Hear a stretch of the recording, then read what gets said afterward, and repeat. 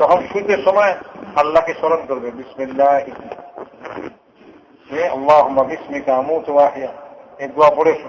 এখন তো খাইবার সময় দোয়া মনে থাকে না, আল্লাহর কথা মনে হয় না, তো সব ঘাটে ঘাটে দোয়া মনে হবে, আল্লাহর কথা স্মরণ হবে, আল্লাহর কথা ইয়াদ করবে, আখিরাত থেকে ইয়াদ করবে। ঘর থেকে বেরোবে, বিসমিল্লাহি তাওয়াক্কালতু আলাল্লাহ পড়ে বেরোবে। মসজিদে ঢুকবে তো আল্লাহকে স্মরণ করবে, আল্লাহুম্মা আফতাহলি আবওয়াব রাহমাতিক, ঢুকে পড়ে খালি, খেয়াল নাই যে ডান পাও দিয়ে ঢুকলো না বাম পাও দিয়ে ঢুকলো। মসজিদের দরজায় লিখে দিচ্ছে মসজিদে ঢুকার দোয়া, আল্লাহুম্মা আফতাহলি আবওয়াব রাহমাতিক, তারপরেও মনে থাকে না। মসজিদে ঢুকতে সময় খেয়ালই থাকে না যে এই দোয়া পড়া দরকার। যে মসজিদ থেকে বাইরের সময় দরজার মধ্যে লিখে দিচ্ছে যে মসজিদ থেকে বাইরের সময় এই দোয়া পড়বেন, আল্লাহুম্মা ইন্নী আসআলুকা মিন ফাদলিক, তো দেখেও মনে থাকে না, করুণ করে বেরিয়ে চলে যাবে। হ্যাঁ হ্যাঁ, দোয়া পড়তে তো মনে নেই। বুঝে আসছে কথা ভাই? এরকম হয় নাকি? হ্যাঁ, এরকমই হয়। আমরা তো মসজিদে ঢুকতেও দোয়া মনে থাকে না, মসজিদ থেকে বেরিতেও দোয়া মনে থাকে না, অথচ মসজিদের দরজার মধ্যে দোয়া লিখে দিচ্ছে, তারপরেও মনে থাকে না। এই জন্য বলে ভাই তবলিগে যায় আমরা রাস্তা বেরিয়ে 4 মাস যখন মেহনত করবো তো ইনশাআল্লাহ দেখবেন মসজিদের দরজায় লেখা লাগবে না, শোয়ার কামরার মধ্যে শোয়ার দোয়া লেখা লাগবে না, গাড়ির মধ্যে দোয়া লেখা ঝুলাই দিচ্ছে, দোয়া তো পড়ে না। গাড়িতে বসলে এই দোয়া বলতে হয়, সুবহানাল্লাযী সাখখারা লানা হাযা ওয়া মা কুন্না লাহু মুকরিনিন।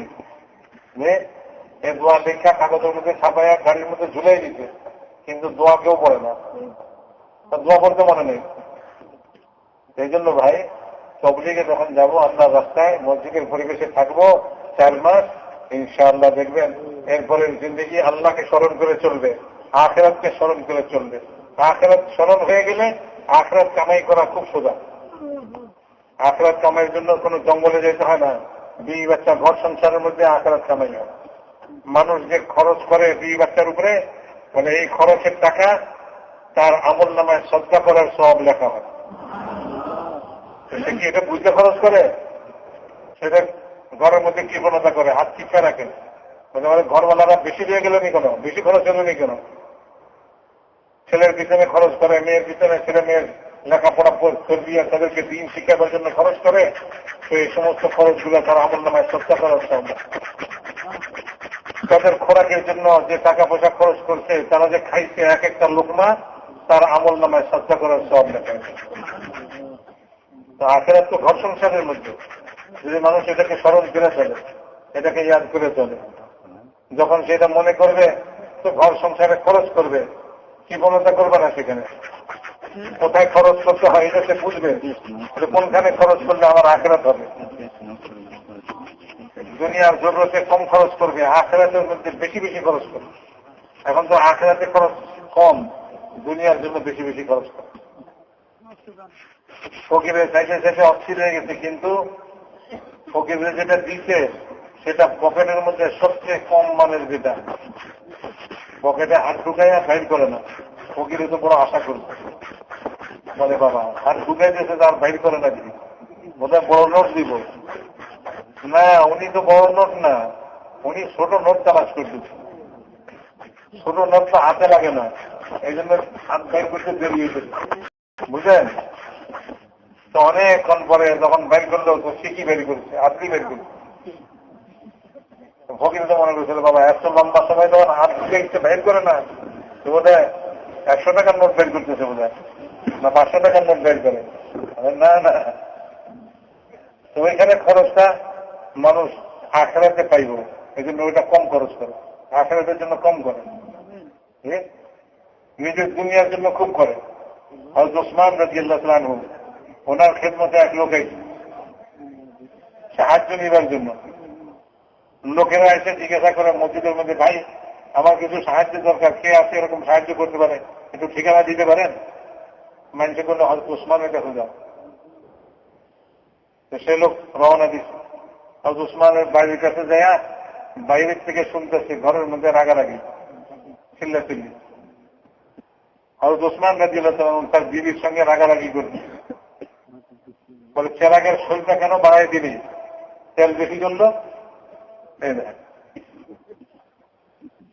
বিবির উপরে রাগ করতেছে হযরত ওসমান, চেরাগের শরীরটা বাড়াই দিচ্ছে, একটু তেল বেশি পড়ছে, এই জন্য রাগ করতেছে। তো ওই লোক বাইরে খাড়ায় খাড়ায় এই কথা শুই না চিন্তা করতেছে, বলে যে লোক সামান্য তেলের জন্য এরকম রাগারাগি করে, এই লোক আমারে কি সাহায্য করবো।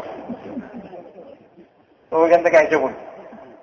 পরের দিন আবার মসজিদের মধ্যে ঘোষণা দিতে, বলে ভাই আসেনি কেউ এরকম কোন দানশীল লোকের ঠিকানা দিতে পারে, আমার কিছু সাহায্যের দরকার।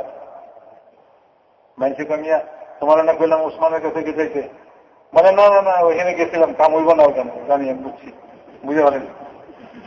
বলে না না মিয়া কাম হইলে ওইখানে হইব, যাও। তো মানুষের যখন খুব বেশি বিড়াবিড়ি করেছে, তা আবার আজকে রওনা দিচ্ছে। আজকে যখন গেছে তো ঠেলা ভরা টাকা দিয়ে দিচ্ছে, লে যাও। তো সে তো হতবাক, এইটা কি, গতকালকে কি দেখলাম, আজ কি দেখি। গতকালকে দেখলাম যে সামান্য তেল বেশি পড়ছে, এটার জন্য রাগ হইতেছে, আর আজকে দেখি ঠেলা ভরা টাকা আমারও দিয়ে দিতেছে।